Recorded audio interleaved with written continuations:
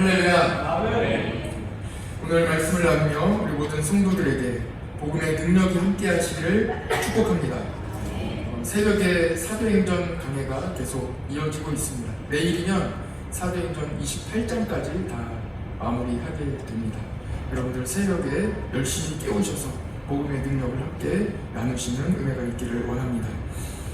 사도행전 마지막으로 향해 가면서 새벽에 복음의 능력에 대해 우리가 같이 나누고 있습니다.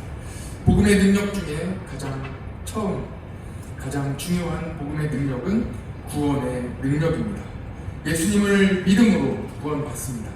이 땅에서 가장 큰 축복 중에 하나는 예수님 믿으면 온 가정이 구원받는다는 것입니다.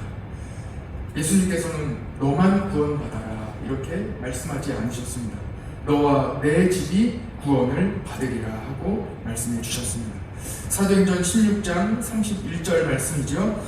주 예수를 믿으라 그리하면 너와 내 집이 구원을 받으리라 하고 말씀해 주셨습니다.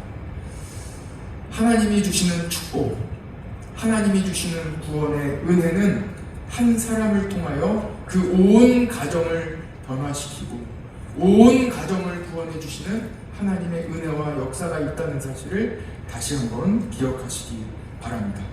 그러므로 가족의 구원을 위하여 기도하시는 분들께 말씀드립니다. 끝까지 포기하지 마시고 기도하시기 바랍니다. 반드시 온 가정이 구원받는 하나님의 은혜가 넘치게 될 것입니다. 여러분의 가정 모두 예수님 믿고 구원받을 줄 믿습니다.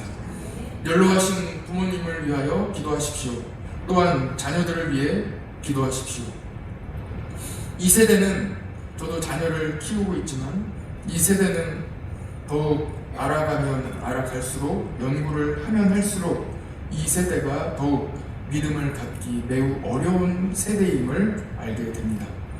특별히 우리가 살고 있는 안동 예천 지역 또한 다른 지역에 비하여 복음화율이 매우 낮습니다. 그러나 안동 예천 출신의 목회자 중에 5분이나 총회장님이 나오신 것 여러분 알고 계십니까? 보통 일이 아니거든요. 이 지역에서 우리 안동 예천 이 작은 지역에서만 총회장님이 우리 교회를 전체 교회를 이끌어 가시는 지도자가 5분이나 나왔다는 것은 이거는 대단한 일입니다. 어느 지역에도 없는 일입니다. 지금까지 훨씬 믿음을 지키기 어려운, 지금과 비교해도 훨씬 더 어려웠겠죠. 그때는 훨씬 더 어려운, 믿음을 지키기 어려운 시절에 매를 맞아가며 교회에 다녔다는 그런 간증을 여러 번 들었습니다.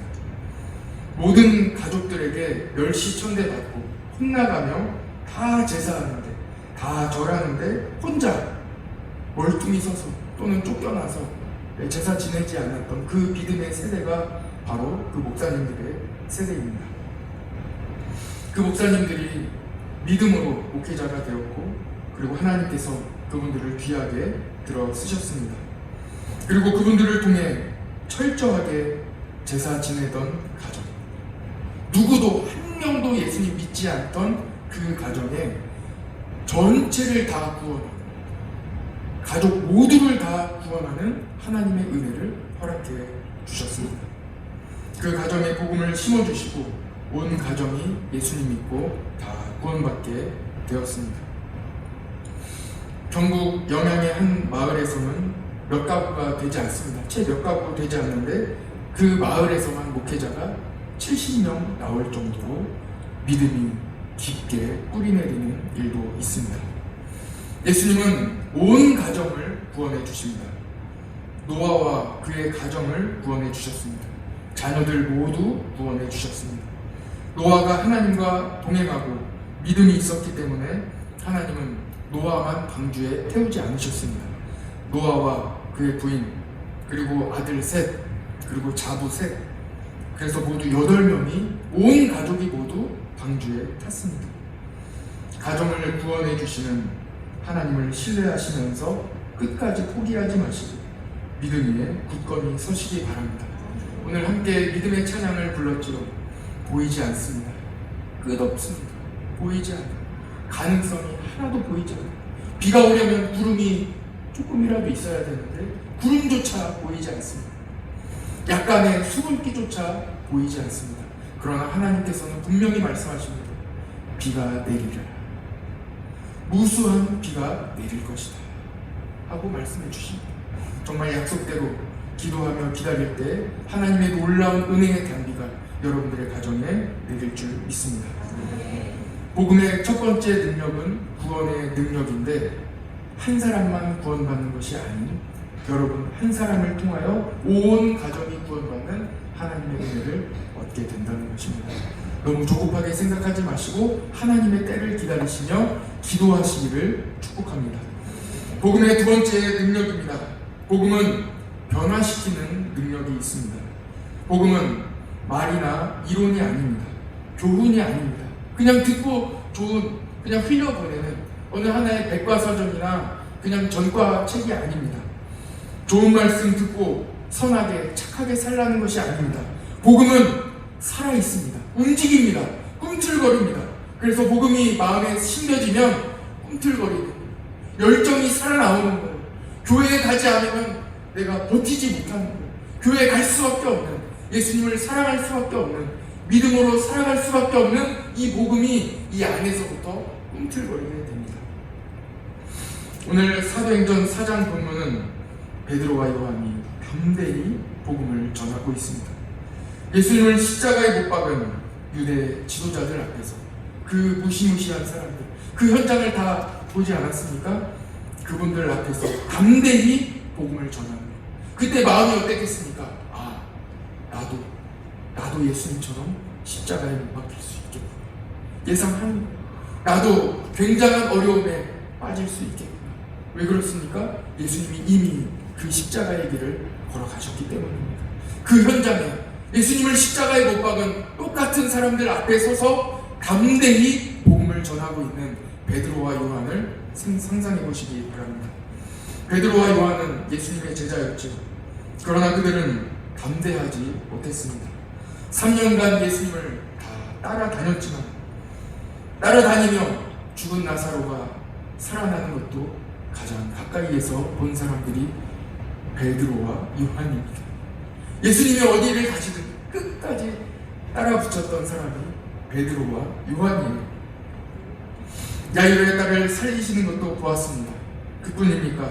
수많은 사람들의 질병을 고쳐주시는 장면, 38년 된 병자도 치료해 주시는 그 장면을 가장 가까이에서 살펴본 사람들이, 지켜본 사람들이 바로 베드로와 요한이었습니다. 그러나 그들은 예수님이 십자가에 못 박힐 때 어디에 있었습니까? 그들은 예수님께서 귀신을 쫓아내시는 장면도, 능력의 모든 장면도 가장 가까이에서 살펴본 사람들이었습니다. 그러나 그들은 예수님이 십자가를 지실 때 모두 도망갔습니다. 모른다고 했습니다. 연약했습니다. 그러나 그들이 성령 충만함을 받은 이후로 담대해졌습니다. 오늘 말씀의 20절 같이 한번 보시죠. 오늘 말씀의 20절입니다. 4장 20절 말씀 같이 한번 읽어볼까요? 시작.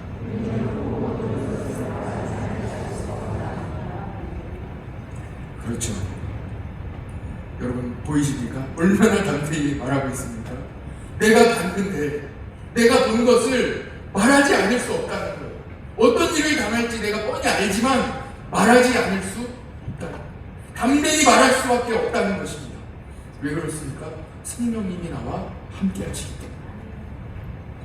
성령 충만한 사람은 어떤 상황에서도 담대히 복음만을 전하는 것입니다. 하나님께서 우리 교회에도 담대히 복음을 전할 수 있는 길을 열어주셨습니다. 누구에게나 열어주시지는 않습니다. 성령 충만한 교회, 성령 충만한 사람들에게 복음을 전할 수 있는 기회를 허락해 주십니다.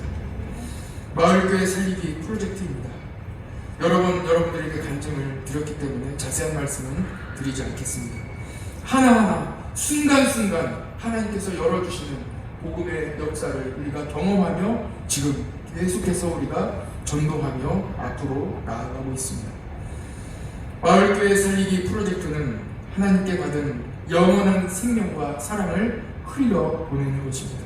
나만 가지고 있는 것이 아니라 나와 내 가정을 위하여 그리고 이웃을 위하여 이 생명을, 예수 그리스도의 사랑을 흘려보내는 것입니다.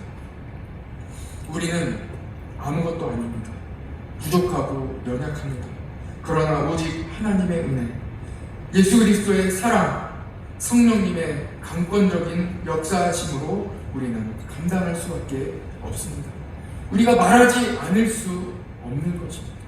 길을 다 열어주시는데, 복음을 전할 수 있는 길을 다 열어주시는데 우리가 앞으로 나아가지 않을 수 없는 것입니다. 우리가 섬길 수 있는 기회를 주신 하나님께 전적인 영광을 올려드립니다. 벌레만도 못한 죄인이 예수님 믿고 구원받아 하나님의 자녀로 살게 되면서 이렇게 사명을 감당하게 되는 것입니다. 일은 나누고 힘은 모읍시다. 예수님께서도 우리에게 일을 나눠주십니다. 예수님이 우리에게 일을 나눠주십니다. 우리 지역 가까이에 우리가 섬길 수 있는 마을을, 우리가 섬길 수 있는 교회를 허락해 주시고 우리에게 맡겨 주십니다. 이번 주 토요일에는 설륜마을에 갑니다. 함께 참여하시는 것도 하나님께 큰 영광이 되지만 우리가 백성교회 갈 때도 말씀드렸다시피 같은 마음으로, 한 마음으로 같이 기도해 주시는 것도 똑같이 사명을 감당하는 것입니다. 복음 전하는데 얼마나 사탄이 틈타겠습니까? 사탄의 기본 전략은 나누는 거예요. 여러분 깨어 계시기를 간절히 축복합니다. 나누지 마십시오. 참여하는 사람과 참여하지 않는 사람, 우리 주님은 나누지 않습니다. 다 똑같아요. 기도에 참여하는 사람이나 그곳에 참여하는 사람이나 다 똑같아요. 사도 바울이 어려움 당하고 다 전도하고 돌아왔을 때 다 부둥켜 안고 똑같이 울며 기도하며 같이 나누는 거예요. 사도 바울이 자기 혼자만 고생했습니까? 눈물로 기도하는 성도들이 있었기 때문에 그 일을 감당할 수 있었던 것입니다. 누구 하나 다르지 않습니다. 똑같이 감당하는 거예요. 나누지 마시기 바랍니다. 모두 한 마음으로 감당해 주시기 바랍니다. 성령님은 하나 되게 하십니다. 한 마음으로 모든 성도께서 복음이 마을 깊숙이 전해질 수 있도록 기도해 주시기 바랍니다. 지난 백성교회 편 영상을 같이 한번 보시겠습니다. 하나님께 영광의 박수 올려드리겠습니다. 마을교회 살리기 프로젝트는 우리가 주의해야 할 점이 있습니다. 우리가 잘하는 게 아닙니다. 이 프로젝트는 하나님의 인도하심에 대한 기록입니다. 하나님이 우리를 어떻게 인도하셨는지 그리고 앞으로 어떻게 인도하실지에 대한 기록이 될 것입니다. 우리 교회를 통해 생명을 살리시는 성령 하나님의 역사를 경험하는 것입니다. 얼마나 뜨겁고 열정적으로 역사하시는지 요즘 날씨는 시원할 정도입니다.